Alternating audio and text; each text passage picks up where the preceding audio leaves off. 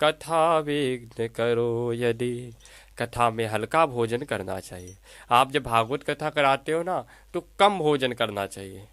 हाँ, आप 12 बजे से 1 बजे बीच में कथा प्रारंभ होनी है और कथा में आए तो खर्राटे बजने लगे महाराज, क्योंकि जब ज़्यादा अन्न खाओगे तो आलस्य आएगा। इसलिए नियम यह है कि दिन में फलाहार करना चाहिए और शाम को अपना को बढ़िया प्रसादी बना के पालो, खूब बढ़िया खाओ। विधान तो यह है कि पूरे दिन व्रत ही रहा जाए, पर यदि आप व्रत नहीं रह सकते, असमर्थ हो, तो एक समय फलाहार कर लो। और यदि इसमें भी असमर्थ हो तो एक समय आप फलाहार कर लो, एक समय आप भोजन कर लो। हाँ, कहीं ऐसा ना हो कि पता चले कि समय पे भोजन का नियम, आपने दोनों समय भोजन करते थे और भोजन का नियम है कि 6 बजे आपको भोजन पा जाना है। अब कथा में बज गए 6, बार बार घड़ी, बार बार घड़ी, बार बार घड़ी, देख रहे हैं कि अब 2 घंटे बचे, आधे घंटे बचे, 1 घंटे बचा। ऐसा ना, 4 मिनट बचे, 12 मिनट बचे ना। अरे ऐसे बैठ जाओ कि कथा संपन्न होने के बाद प्रसाद पाते ही भूख के मारे पेट में चूहा कूद रहे हो, ये स्थिति नहीं होनी चाहिए। इतने भी व्रत मत रखो। आपको यदि नहीं बनता दोनों समय भोजन लो, पर कथा सुनो और इतना भोजन लो कि कथा का रसपान आप आनंद से, भाव से कर सको। और इतना खा के भी मत आओ कि कथा में बैठने के बाद खर्राटे बजने लग जाए महाराज।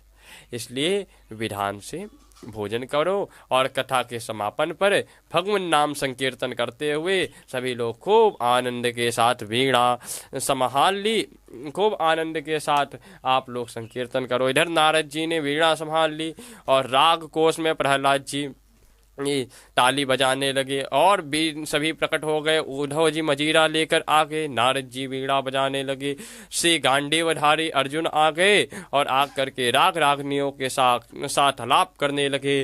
देवराज इंद्र प्रकट हो गए, मृदंग बजाने लगे। भक्ति माँ ने अपने दोनों पुत्रों को हाथ पकड़ करके उठाया और ताता थैया करके नृत्य करने लगे और अद्भुत अलौकिक संकीर्तन होने लगा। ऐसे भागवत जी का विश्राम हुआ प्रथम दिन और ये भागवत जी का महात्म यहीं से संपन्न होता है।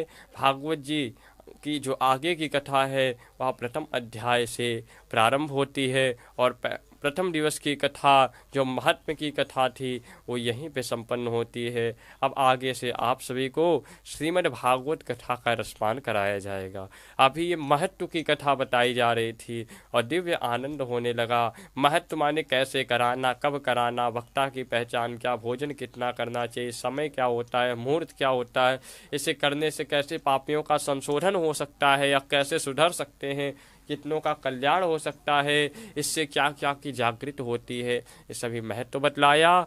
और आगे से भागवत की कथा जन्मान्ध्यस्य यतोन्वयादितरत् चार्थे स्वभिज्ञा स्वराट तेजो वारि मृदाम यथा विनिमयो यत्र सर्गो मृषा धाम्ना स्वेन सदा निरस्तकुहकं सत्यम परम धीमहि।